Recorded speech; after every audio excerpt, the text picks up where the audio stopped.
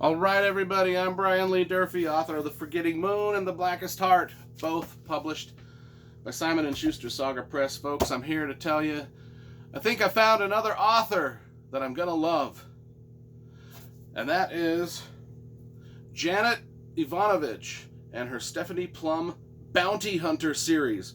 Yeah, I just picked this up the other day at the bookstore on a whim. I'd seen these in the bookstore, of course, for the last 30 years. I mean, how can you not? These have been #1 bestsellers. They're all over the bookstores, folks. And I decided I'll give the first book a shot. Let's see how it goes, man. From the opening line, I was like hooked. I was like, this is gonna be right up my alley. The unfortunate thing is, there's like 25 books in the series, which means if I love book #1 as much as I did, that means I gotta go purchase the other 24 books, which happens to me every month. I do this to myself. I pick a book off the shelf that's book #1 in a series of 30 some odd mystery novels, and the next thing you know, I gotta spend $300 or something. But hey, what's the motto of this channel? We don't just buy books. We buy all the books. That's what we're here for. We're book lovers. I don't mind spending my money on the books, especially if they're great. Let's talk about Janet Evanovich, One for the Money, book #1 in her Stephanie Plum Bounty Hunter series. What do we think of the cover? It is what it is. It's just simple. It's got a graphic, it's got the little cute little handcuffs, whatever. What can you do? It's just one of those big book bestseller looks. You can't complain about it. So, Stephanie Plum, she just gets fired from her job working as an underwear salesman. This came out in 1994, so let's put that into perspective. This is about 30 years old. Stephanie Plum, she works as an underwear salesman. She just got fired, okay? That's the setup. We bounce to a prologue where Stephanie's just a kid, teenager, and she falls in she gets a crush on this bad boy named Morelli. I think that's Morelli, Tony Morelli. Gets a crush on the bad boy named Morelli. He ends up, kind of using her, dumping her, using her and losing her. She works at the donut shop, and he sidles on into the donut shop one night, and he kind of and they have sex behind the back behind the chocolate eclairs and the Boston cream donuts and the lemon donuts, and then he never calls her again, and she's pissed. And so she gets in her car after like a month or so of being pissed. Why don't this boy call me again? He had sex with me on the floor of the donut shop. Why don't he call me again? And so she gets in her, she gets pissed. She does something she probably shouldn't. She gets in her car. She runs the dude over. She's a kid. We gotta forgive. People make mistakes, folks. People make mistakes. She bounces him off the hood of the car. He's injured, but he lives. Life goes on. In her mid-20s now, she's an underwear salesman, gets fired from her job, and she has to tell her parents, got fired from my job, I might have to move back in with you. And first of all, this is set in Newark, New Jersey. This is the closest I have come. The writing is funny as hell. Then the sentence structures, this Janet Evanovich knows how to write. That's the first thing that struck me, is every sentence just builds upon the next as just glorious writing, fucking gold. And it's funny. I mean, she drops these one-liners. This is dark humor.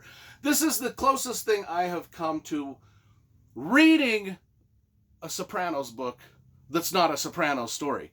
This is like straight out of David Chase's mind, this book. I mean, everything about it. Newark, New Jersey, Tony Soprano. I mean, this is as close as I've come yet to reading like a Soprano story. Everything's set in New Jersey. Everything is dripping with New Jersey flavor. All of that. And she's living with her parents.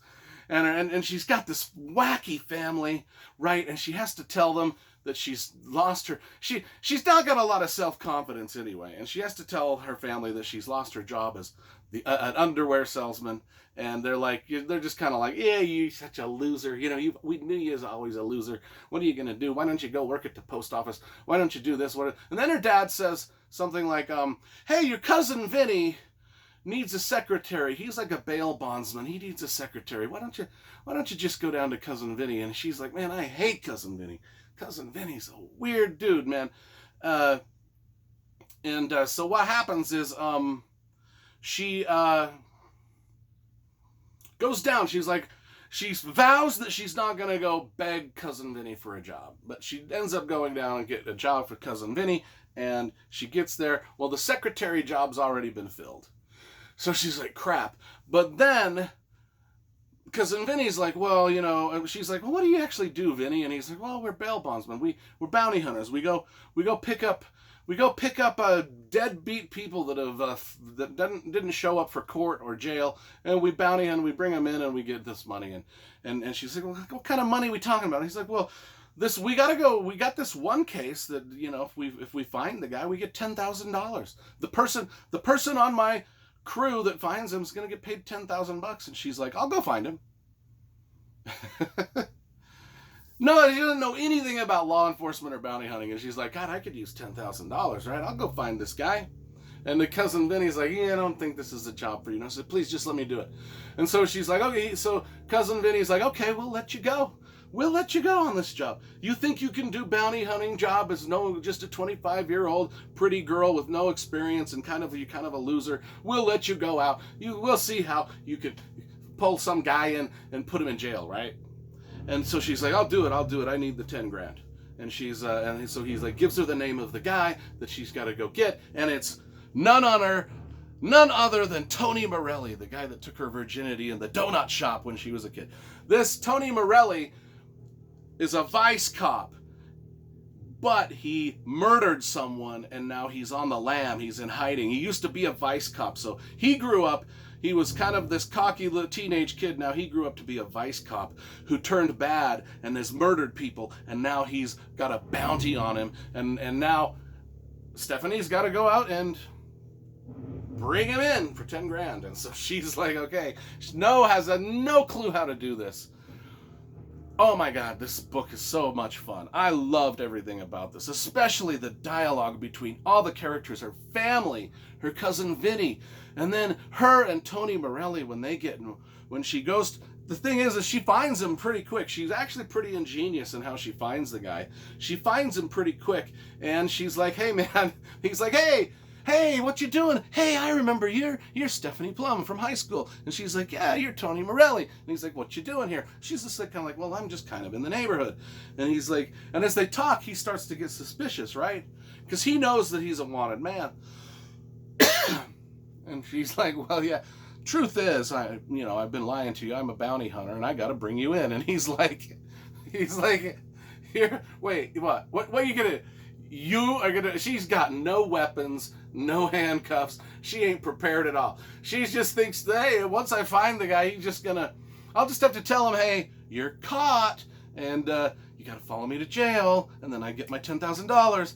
And he's just like, man, it goes south. But in a really darkly comedic Tony Soprano way, it just goes, and the dialogue between the two is just priceless. As this guy finds out that this chick thinks that she's gonna drag him into jail, and he's just like, he's an ex-cop and a big dude. But anyway, it goes bad. Things go bad because she don't know what the fuck she's doing, right? And so she anyway, it's just like, and then we start to find out, well, is Tony or Morelli really? I mean, Janet Evanovich has set Tony Morelli up to be like the most evil dude in the world. But then as we read the book, we're like, God, he might not be the bad guy in the story, right? Because a lot of other people start to get involved in this and a lot of other things. And she's got her one friend named Ranger, the one guy she can depend on. Vinny, her cousin Vinny says, hey, if you're having trouble, if you need some help, I got kind of this tough guy, my muscle man. His name is Ranger. And so Ranger is in there, and he's dope too, man. I love all of this. So, I was pleasantly surprised, sometimes you just snag a book off the bookshelf at the Barnes & Noble on a whim. You see Janet Evanovich's name on the bookshelf for 30 years and you never really pick them up because you think, well, the covers are kind of girly. I don't even know, because I'll be honest, all the covers are like, pastel-y, they're just cutesy. But this story was not cutesy. This story was really like a hard-boiled crime piece. Every bit as witty as Robert Spencer, or Robert B. Parker Spencer novels, or Robert Craye's Elvis Cole novels. It's got all the dark humor of a Dennis Lehane, Kenzie, and Gennaro book. It's just great. It's great. It's whimsical when it needs to be whimsical, and it's gritty and hard when it needs to be gritty and hard, just like The Sopranos. And that's why I love this so much, because we're back in Newark, New Jersey, in Tony Soprano territory, dealing with a lot of the people that are exactly like the people you find in The Sopranos. Pleasantly surprised. Now I've got to go out and buy the other 24 books in the series. One for the money. Janet Evanovich. Yeah. Dynamite. I'm so happy. I give this a 9.5 out of 10.